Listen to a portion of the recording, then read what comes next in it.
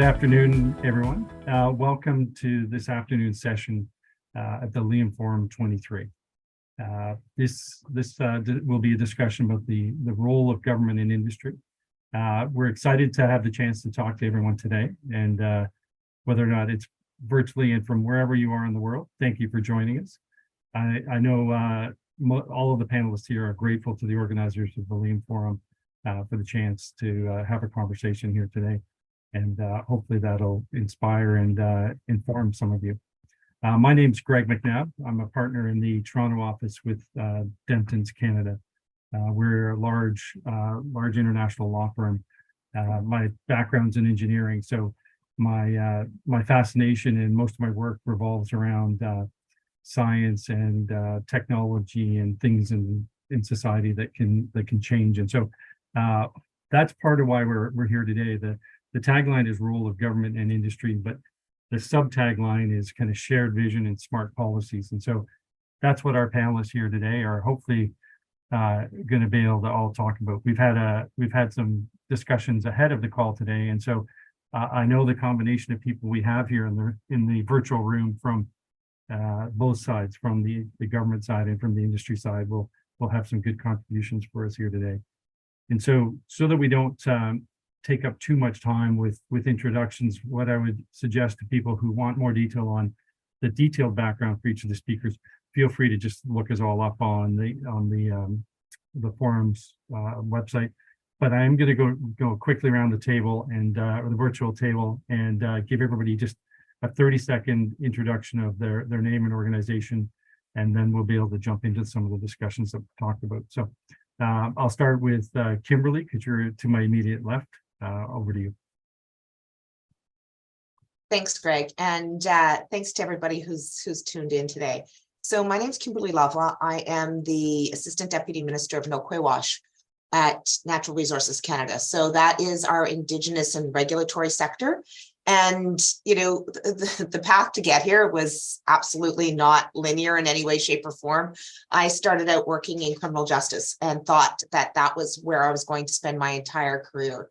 And the fact of the matter is that careers are like winding rivers, and they go to different places. But I am exactly where I need to be to influence. And if I can leave you with one thought to start the conversation, is you need people both within and outside government to push in order to really, truly get change. And I feel like I'm one of the people inside that are pushing. And I welcome those who are on the panel who are with industry and academia to also push from the outside, because that's the way we actually make change happen. Thank you. Well, we're going to talk about that in a minute more, but you're absolutely right. I think the introduction to the session said, you know, environmental goals will not be achieved by using the same old-fashioned regulatory regimes, and so that's what we're going to talk about. We've got to do things differently, and so that requires us to think differently. Guillaume, over to you.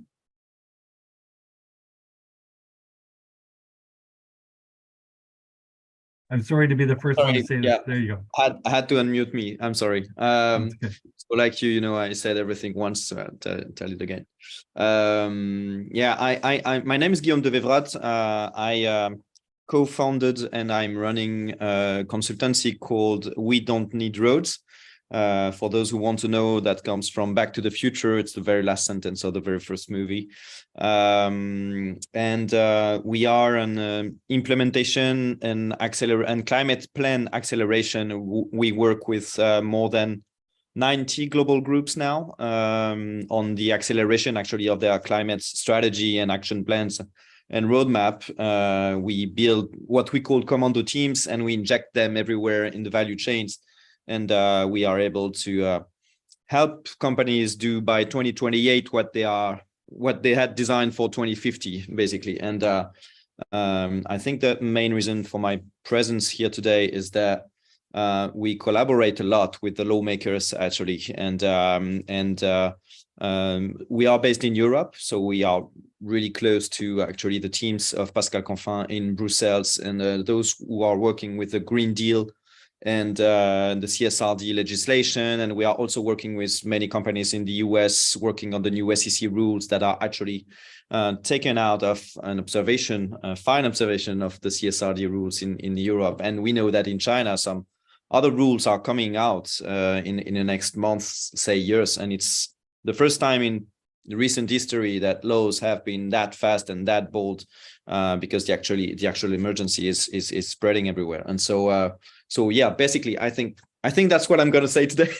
It's more like, okay, so yeah, so we accelerate the plan because actually many of the companies we work with are just witnessing the collapse of their value chains, and they have been witnessing that. It's very recent. I mean, it's in the last 2-3 years max. And the laws, for once, are actually taking the right pace in front of that. And so we use a lot the lawmakers and the laws that are coming to speed up the pace with the companies. And they use that because internally it's faster and things. I'm already in the conversation. I'm sorry. So I'll stop there. No, that's okay. And for the young people watching, Back to the Future was this very cool movie from decades ago. So look it up. It's don't say that. Don't say that. Everybody knows that movie. Don't say that. I'd like to think they do because it's one of the best movies of all time. But my kids would be looking at me saying, "I'm sorry, what?" My son would get it, but maybe not my daughter. Anna, over to you.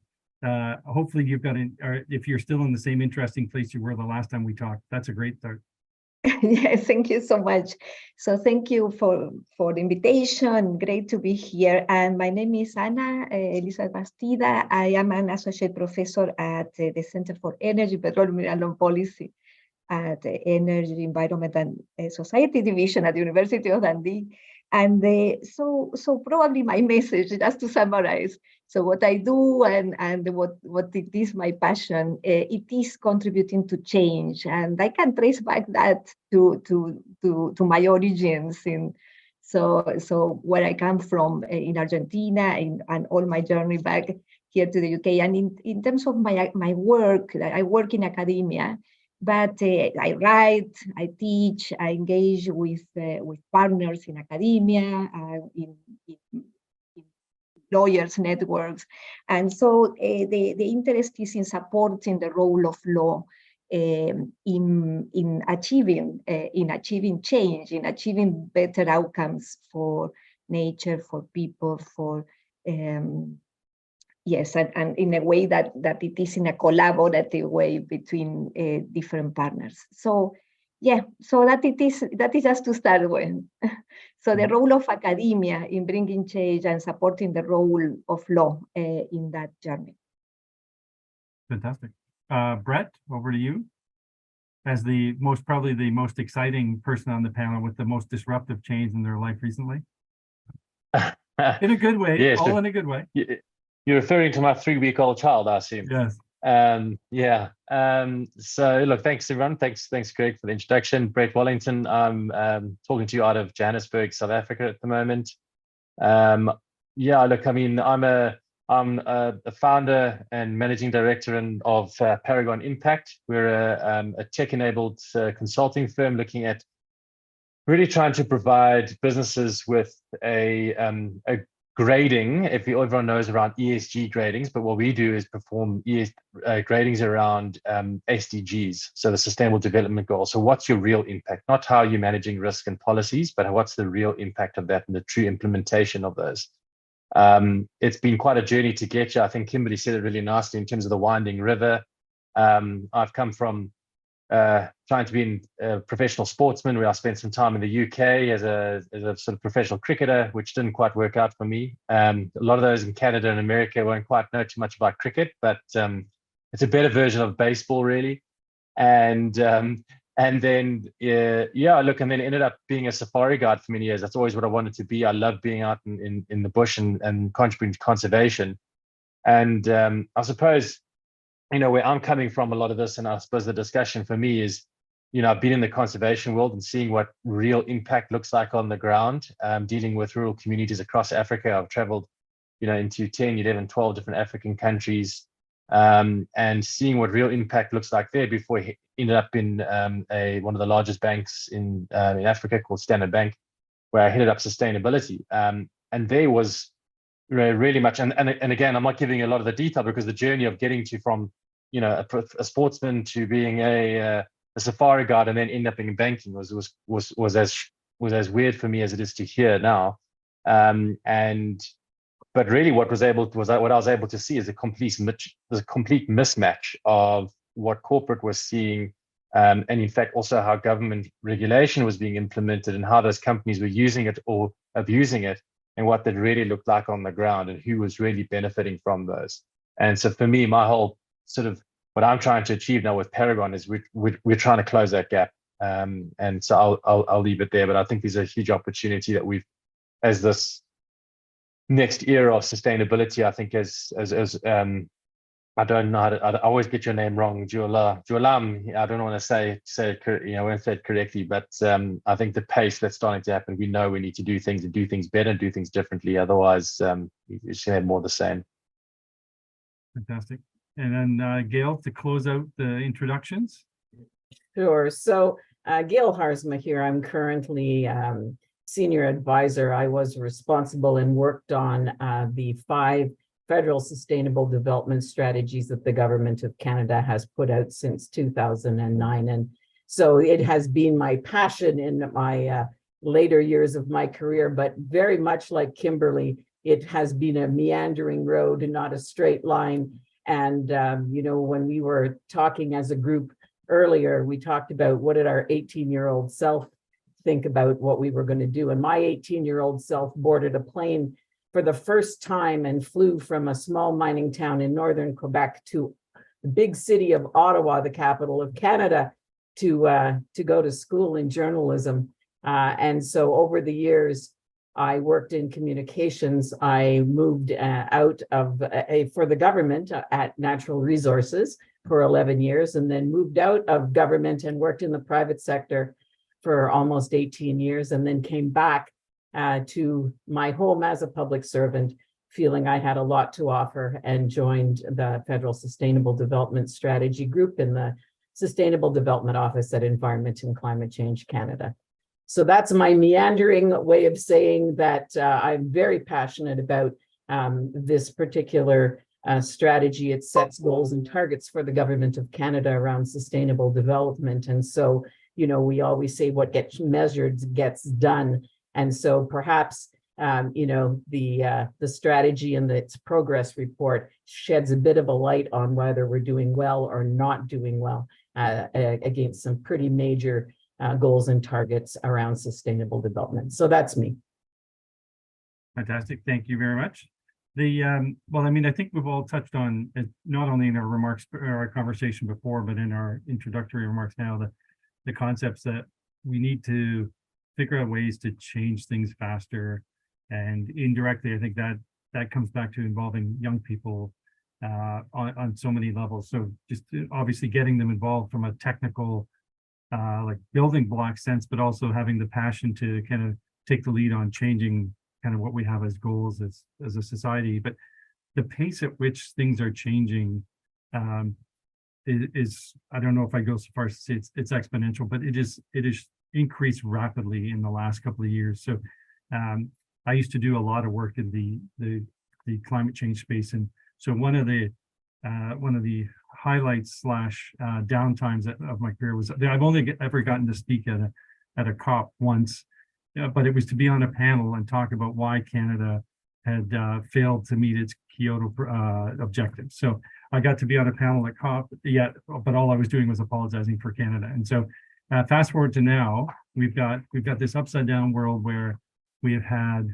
disruptions in everything from around the world as a result of some of the conflict that's going on, but also in this sort of push towards clean energy, whatever label we want to put on it, energy transition, climate change, clean energy, because now all these pieces are fitting together. And so the critical minerals discussion is now feeding into the supplies and infrastructure we need for the energy transition, which then is feeding into our decarbonization journey, et cetera. So many of these things that we're all talking about really, I think, come down to we need to do things better and faster.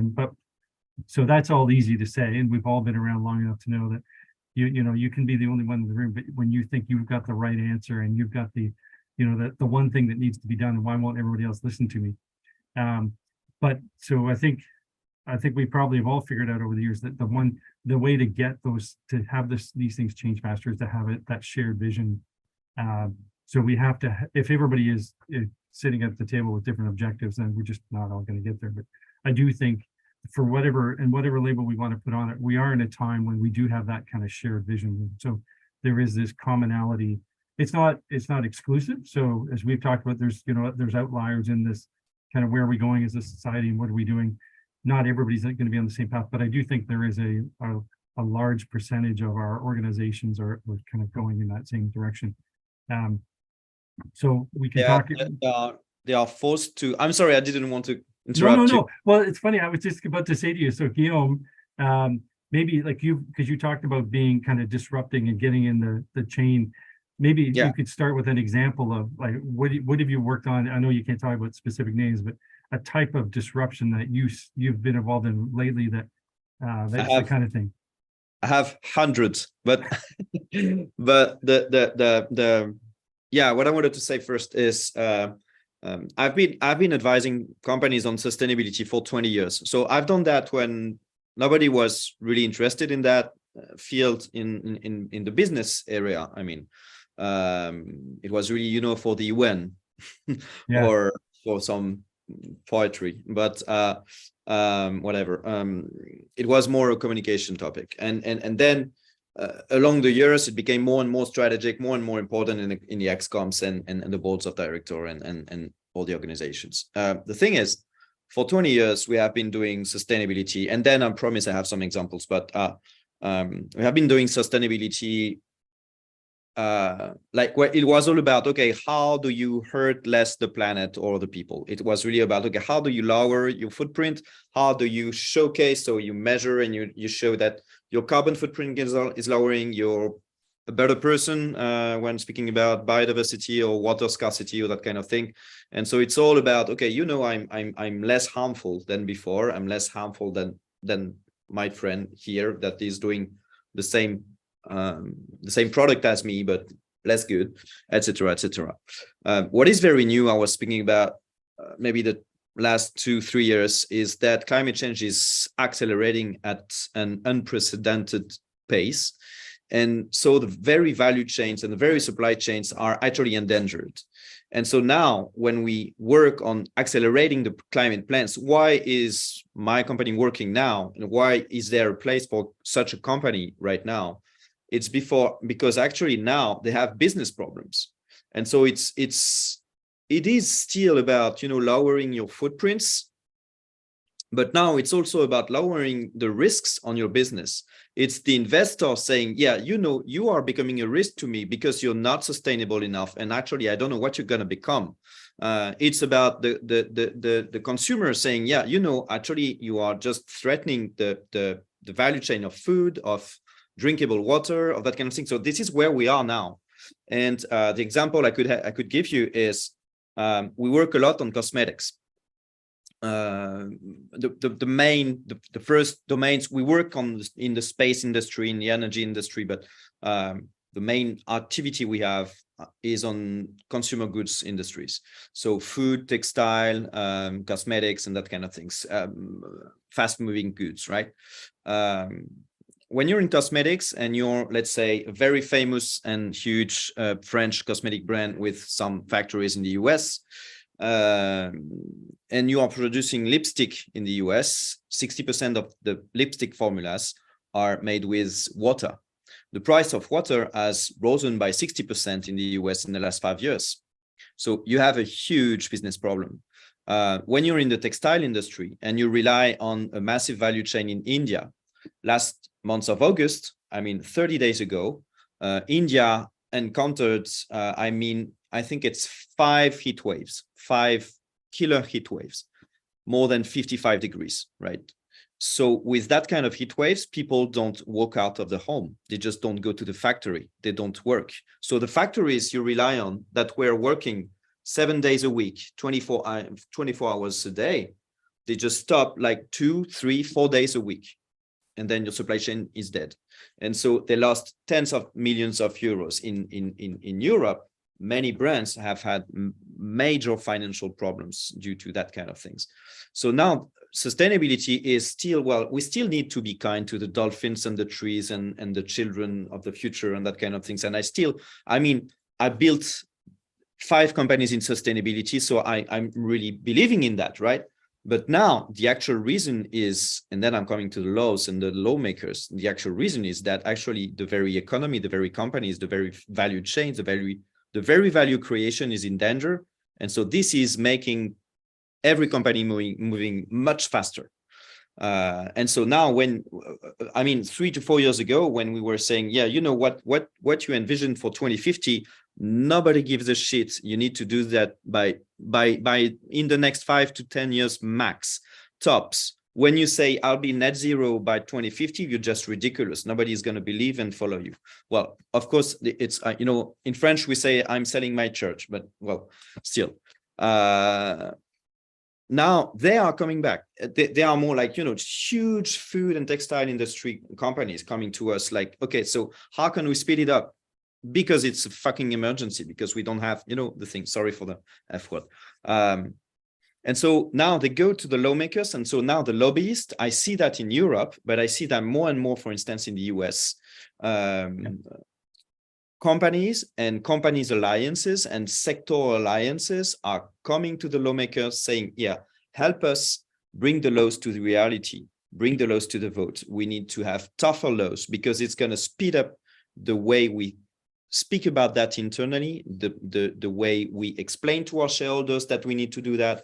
When we decide to do that, it's slow because we need to convince everyone. When it's in the law, we just have to do it. And we will all move at the same pace, which is because our company is named We Don't Need Roads, not only because we are geeks from the 80s, it's also because the vast majority of the companies we work with are all the foot on the brake because they don't know where to go. And so they are always hesitating, like, okay, well, but what is gonna make competitor do? What is the sector doing? Well, I don't know if the consumer is ready. I don't know if my investors will follow me, and I don't know. And so what we say is, well, you just have to hit the road, actually. Just pick a direction and we'll help you just make it. The thing is that as long as you're not moving, you're killing more people, basically. So you got me, I believe. But the lawmakers have really changed their role in society before, and that's only my vision. Maybe I'm wrong, and you'll correct me, right? As you understood, I'm not a law specialist, but I use the laws a lot to speed up everything I do. Still, the lawmakers for a very long time has been in its relationship with the companies, witnessing what is happening and trying to build a frame to frame it. Well, let's say it this way. In the last 1, 2, 3 years, they have become activists. And so now what we see in Europe are activist lawmakers that are actually the majority of them pushing the laws in order to create the massive and fast change we need to see happen.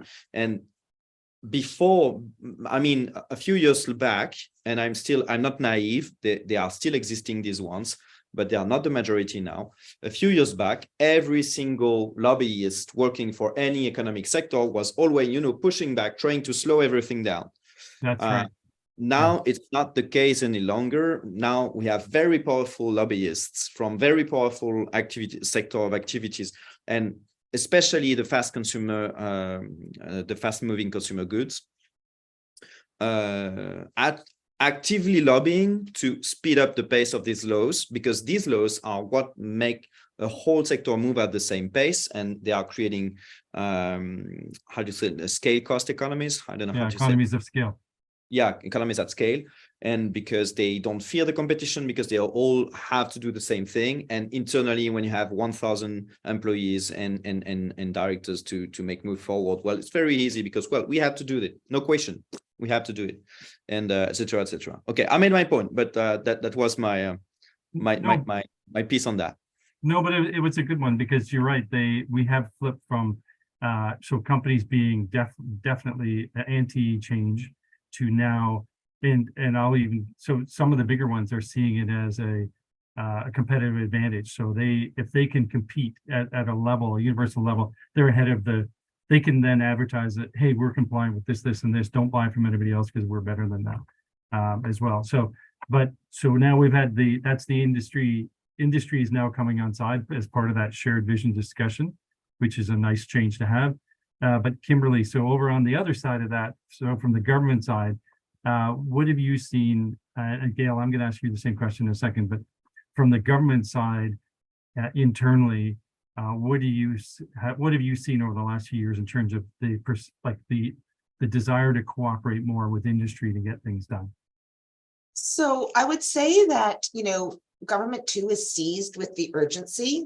There's, recognition that, things are not getting better. If we don't do something like now, we're not going to be able to really halt what's happening. And you can see the changes. They're happening already. Like it's 28 degrees here and it's October, which is unheard of, right?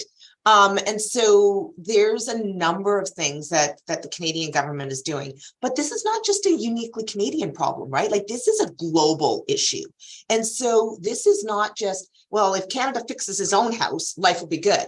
No, Sure. Canada needs to work with the US and with Europe and with, countries like Australia, other countries to ensure that globally we are all working towards the same goals and we reduce those barriers across jurisdictions to allow for the change that needs to happen. And so we have to start at home though. And so like Budget 2023 made an announcement and said, look, there's going to be a working group of ministers who are going to look at changing laws and policies, and they're going to come out with recommendations on what to do by the end of this calendar year. That group of ministers was just announced last week. And, we're meeting on Friday about, okay, so what's on the agenda and how are we pushing it forward? And so we're talking about, we're also a federation in this country. So we work with provinces and territories, and we have different rules and we need to align those. So we're working at how can we work together across provincial and territorial jurisdictions to achieve our common goals and objectives. And so we have mechanisms in place to reduce barriers, look at for project approval, things like one assessment, one project. I know it sounds crazy. Oh, no. In the mining space, we've been dreaming of that for years. In mining, yes. So full disclosure, I was responsible for critical minerals right before I came into this job. So I worked on the critical mineral strategy and launching that. And so, yes, it's really, really, really important. And it's important that we don't sacrifice environmental rigor, but we also look at how can we find efficiencies, and it's doable. Like we can do this. You just need a coalition of the willing to make it happen. Yeah. Gail, hopefully you're seeing the same thing, but feel free to tell us you're completely getting a different experience. Well, what I would say is my experience has been that the government of Canada sets these very large, lofty goals, which you mentioned, Greg, but it also is very well aware that we are not going to meet the targets and the goals that we've put forward without the cooperation of the Federation and all the partners and stakeholders involved, both in provincial and territorial governments, but also in the private sector. It's just not going to happen. So there is a push to be able to have more partnerships, better partnerships with the private sector, with stakeholders, so that we can develop innovation and innovative approaches to the wicked problems that we're facing. And to try to move these things along as quickly as possible. We also know about, and Kimberly, you're very well aware of this, the impact of climate change on Northern Canada is unprecedented and extremely severe.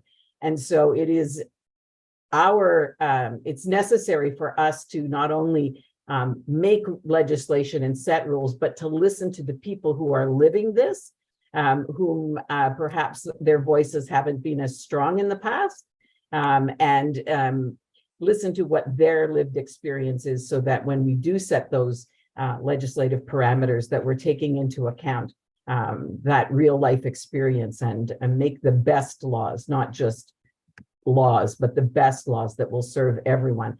And it's a balancing act. you know, if you concentrate on the environment, but you don't take into account the economy, you're overbalanced. And if you don't take into account the social impact of what it is that you're doing, you're also going to be unbalanced. And so that intersectionality is critical and key, as well as working with your partners to be able to move the yardsticks forward. So I would say, though, that what I have seen over the last 13 years, working with, 101 federal organizations at the moment, and listening to them about setting targets for things that they're trying to do in sustainable development, is an openness and a willingness to take into account the voices and the needs of a variety of players, as opposed to just making legislation or making targets based on data without having that kind of interaction. And it's been it was an eye-opening experience to live through COVID as a public servant, to see how fast the government can get things done when it needs to get them done in a hurry. And that was impressive from a Government of Canada perspective, incredibly impressive, but it also set the bar very high, saying you can get things done faster as a large bureaucracy. And there has been a lot of movement in that space. So that's my take. Well, Indeed, if I may just 1 second, thank you for saying that. This is something that, publicly we never really say, but the thing is, I've spent my whole career saying, people telling me, in business, like, okay, Guillaume, just don't dream. You can stop the system. You can stop the machine. This is too big. Just slow down. And then, now it's very easy to say, see, we can stop everything actually and rework and rewire and restart. So actually that's possible. That's painful, but that's possible. And then, as you say, there's a balance to create and there's a balance to build. But this balance is harder and harder to reach as long as, as we enclose to the wall, it's going to be harder and harder to climb. And at one point, if we wait too long, the choices will be absolutely painful and really actually deadly. And governments are maybe beginning to understand that actually the more they wait, the more painful it's going to be, and the choices maybe they won't be able to make it later. So sorry. Well, I really love that. Thank you.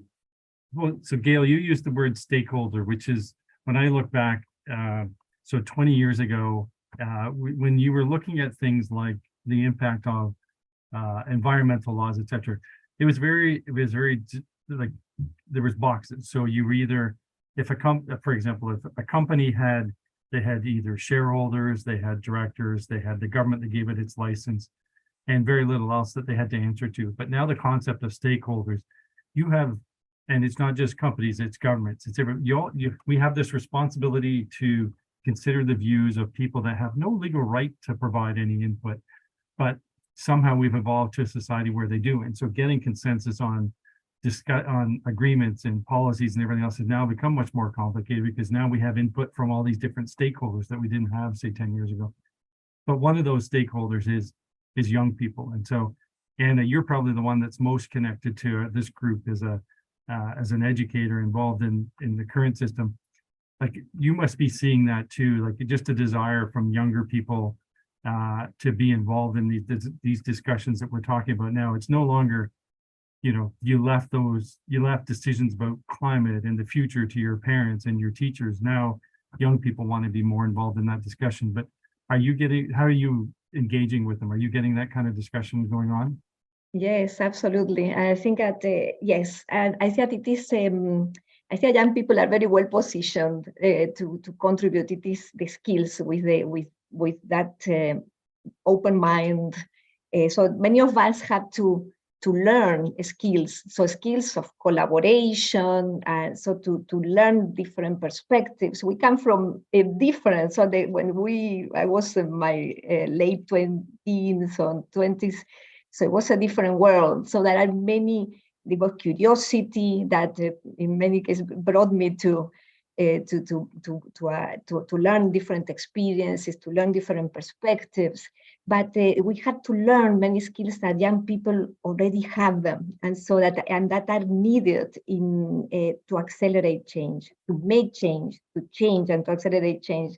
All what has been said in the panel, and yes, and that is the interest. Everyone, what I see is a desire to, an impetus, a drive, a need to contribute to solve problems. So there are certain skills. So as educators, we also always need to concentrate what are the skills that are needed in this to make change happen, and to understand diversity, complexity, problem solving, and so to provide and so to facilitate the skills for that.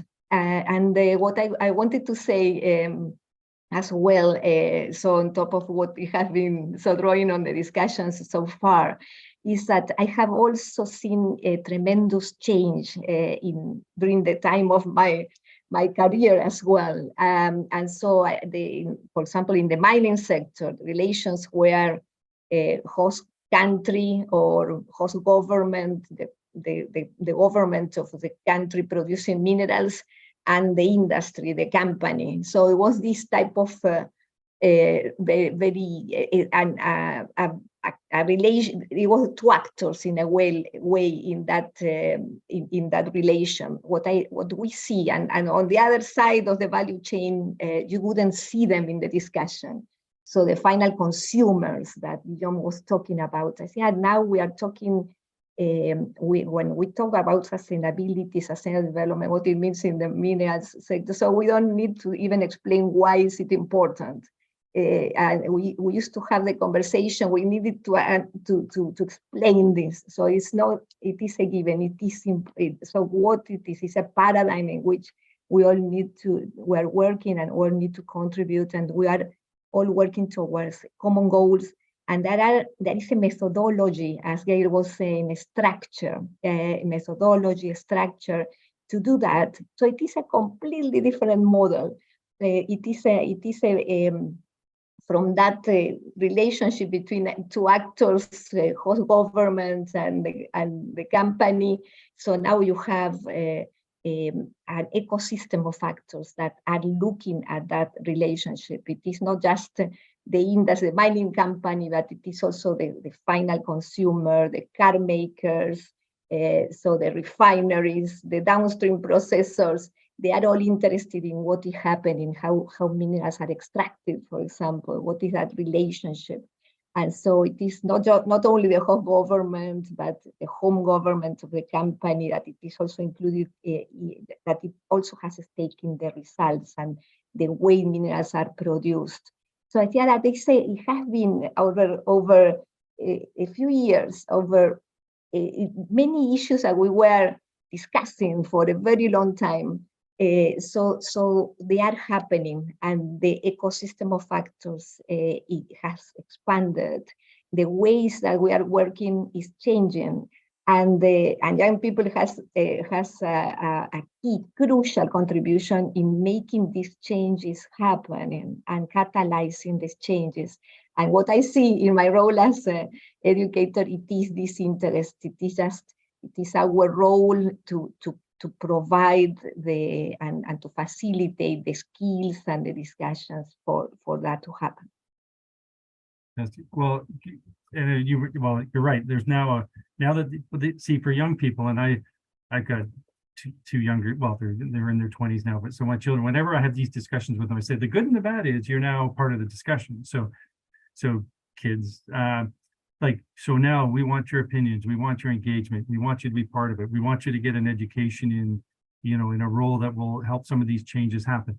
But at the same time, because we're going to treat you like grown up, you've got to make some of the same choices. You've got to change your environmental behavior. You've got to accept that, maybe you should do things differently. Maybe you don't need some of the things before because you've thought about where it comes from and what it's made of and all those kinds of things. So it's interesting when you get sort of these kids involved, but a lot of times these kids they just want to know what, like Gail mentioned a minute ago about now industry groups saying, tell me what it is I need to do. I just want to know, or I think I know what I want the industry to do. And so we need government to enforce it.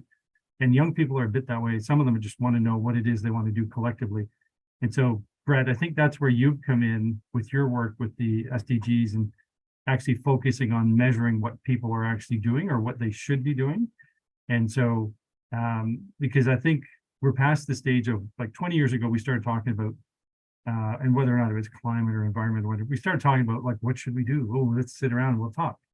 And so we're now fast forward to, we're well into the, as Kimberly just talked about, we're into the stage of, we need to do more. We've been doing more and more each year, but we need to accelerate that. And so one of the ways that we collectively do more and more is to make sure that we're actually getting results from our efforts. And so, Brett, I think measuring outputs or measuring behaviors and outcomes from is part of making sure we are collectively going in the right direction and not just kind of blindly wandering around a tangent. So from the work you're doing, are you seeing the same kind of thing? Is it you're getting more intensity and more, we used the word earlier about passion, but are people more excited about actually achieving objectives in a more concrete way now, rather than just saying I'm checking off the sustainability box? So it depends where you are. So we operate in mostly at this stage the UK and the Channel Islands, and then in Africa, or mostly South Africa. And you can see the explicit difference between the two. So, in the UK, you're starting to see that drive. There is legislation, that's coming through SDR and all these types of things that are starting to push that. So,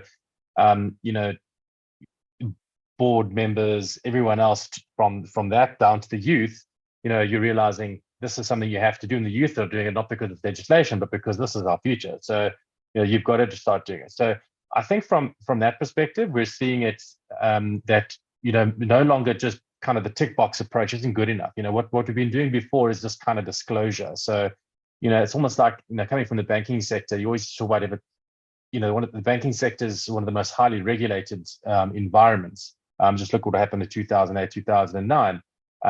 When the regulation wasn't good enough at various elements, and people always find loops and holes. And so if you're not going to self-regulate and do things properly, well, you're going to get regulated then eventually, and legislation is going to come there to kind of whack you on the wrist.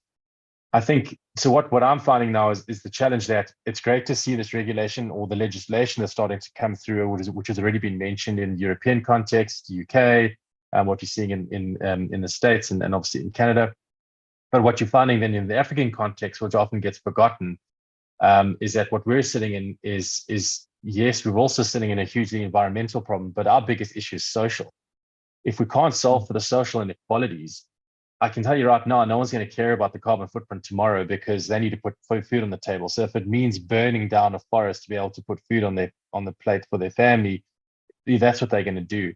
And so we're seeing a huge difference in the fact that we've got to find a different way to work with the developing or the emerging markets than the developed markets. And so that's the big intersection we need to find, and it needs to create rather an enabling environment for the markets like we have here in South Africa to start getting, because at the moment it's driven, as you say, by passion. I mean, we've got people now working for our business where they could be earning twice as what they could be earning somewhere else, but they joined us because of what we're trying to do. And we kind of have a motto: we kind of lead with passion and success will follow.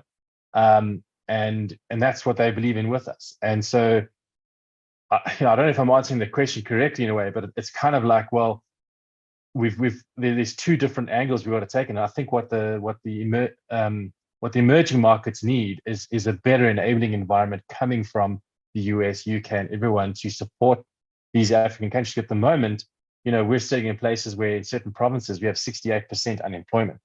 Now, a lot of people, that number probably doesn't even make sense to some people. 68% unemployment just is a number that is just so difficult to even comprehend. Now, we're not going to be able to deal with environmental issues if that level of social inequality still exists.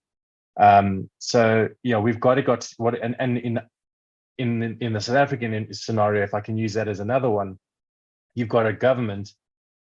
Okay, I'm not going to go into the levels of corruption that sits in our government, but that goes without saying. But it's obviously it's not a very enabling environment for that, because at the moment, if the government is not going and following the channels of what we need to do from a legislation perspective to start driving change and to start, because we're still allowing self-regulation in the form of, okay, just disclose and put your numbers out. Well, it's not good enough if you just put your numbers out. We've got a very large, one of the biggest carbon emitters responsible for 24% of South Africa's entire carbon emissions, one company, and they're sitting on the MSCI's top sustainability index on the ESG. Now, that just doesn't make any sense to me at all.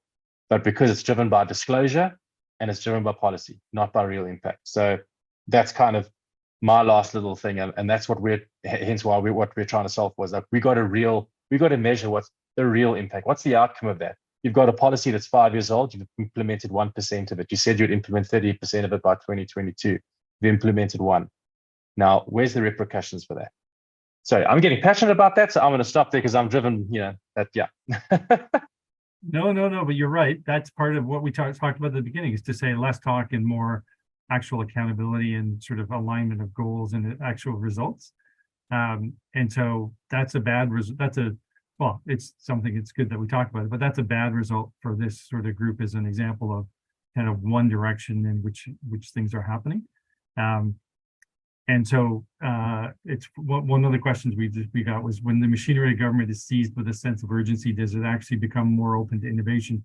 And I think in the example you just used, the answer would be no, but in Kimberly's case, the answer would be yes. So we've got a mixture, because in Canada, and I mean, I see that here, I'm based in Canada, but I'm also part of a discussion, like a global discussion on sort of climate issues. And so I see kind of the ebbs and flows around the world within our firm and the clients we're working on. So I know the answer is yes and no. We are seeing innovation in a bunch of technology related ways, and not only just things like mining and manufacturing and stuff, but in things like transportation. But and so I think we've got 4 minutes left. So we talked a roundabout way on just about many of the topics we had in our agenda, but the one thing that we haven't really touched on is just whether or not now that we are fast forward to, we've got everybody involved. We've got government, we've got industry, we got young people, and so we haven't talked about NGOs and kind of how they can play a role in this, and whether or not we think they're fallen by the wayside, and as some might say, because we are now so engaged as people that we don't really need them to sort of champion that cause. But I think probably that's not quite the right answer, because in some cases anyway, NGOs can be kind of the voice of kind of down the middle and help work with government. Here in Canada, there's a number of NGOs that work with Canadian, both the industry and government, to kind of help bridge that gap. But Guillaume, in the industries you talked about, manufacturing, cosmetics, that kind of stuff, do you see now that industries are there, they know what they want to do, do they need NGOs to kind of speak for them and kind of get in the way, or is it they can talk for themselves now?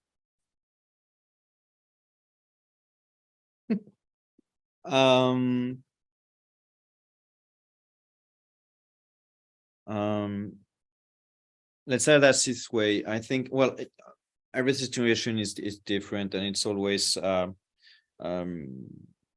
maybe I could give you two informations about that.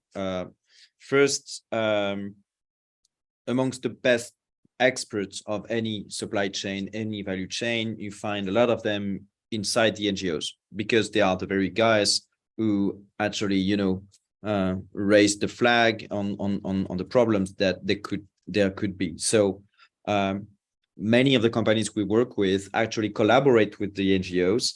And actually what I saw a lot is that system, like the NGO attacks the company, and then there's a phone call and they work together on tackling the very problem the NGO identified. And so they have this, they are useful, because for the company, it's very hard to see some things, because when you are, let's say, No, I can't say name. I'm sorry, but when you are that a massive textile industry company, selling clothes in the whole world, and you have some factories in China, and these factories are not that accurate to what you would like them to be regarding your standards and regarding your carbon footprint, regarding etc., your human rights and all the kind of things.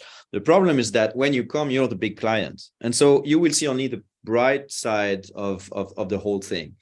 When you're an NGO, when an NGO goes there, they really, open the hood and look inside. And so quite often I saw those companies discover some things about their own value chains thanks to NGOs.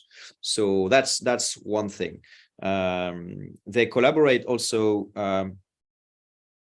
because actually they bring credibility to the effort, and they had them spare time. So we did that actually with a very big cosmetic retailer globally, and some NGOs didn't want to collaborate to help them create their new sustainability standards. And actually the work that we created to help them collaborate with NGOs and actually take the knowledge, but also being sure that what they have done with these guys is now rock solid.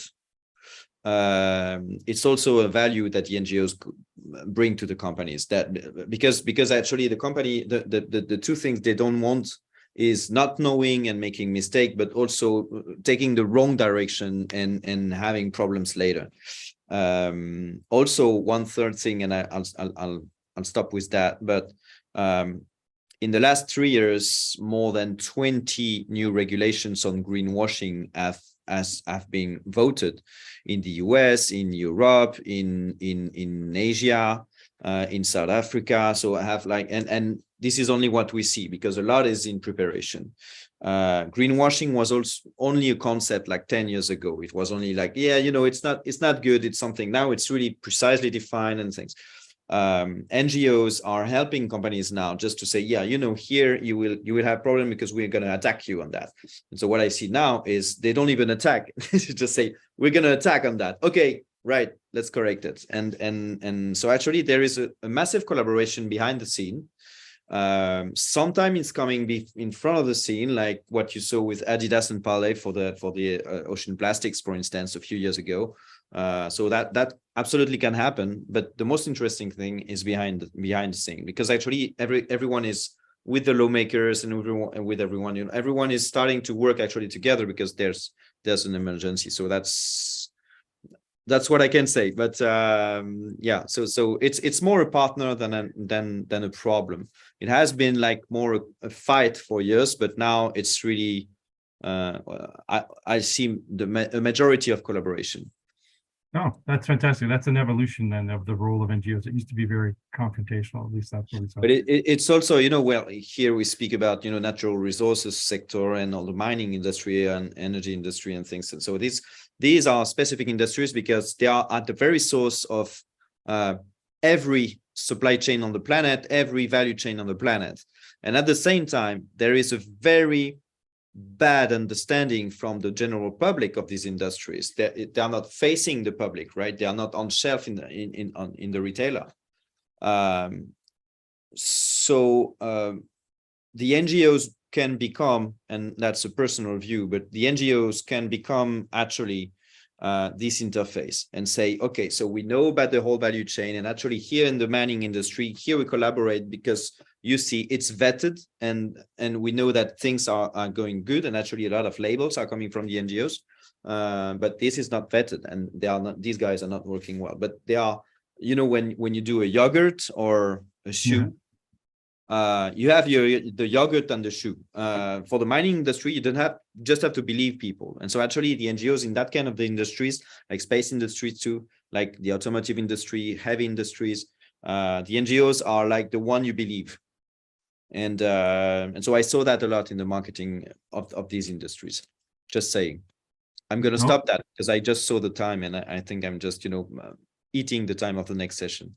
No, I think that's right. I think we've come to the end of And this is, I mean, it was just like our preparatory discussions. I wish we could all just kind of sit down and have a discussion over a beverage of choice, because this would go on for hours. So thank you all. So I want to start by thanking the LIAMforum for pulling us all together, giving us the chance to talk to some new friends around the world on topics that we're very passionately in line with, but also to thank each of you, Gail, Brett, Anna, Guillaume, and Kimberly, for joining us and sharing some of your words to your 18-year-old self and or slightly older versions as well.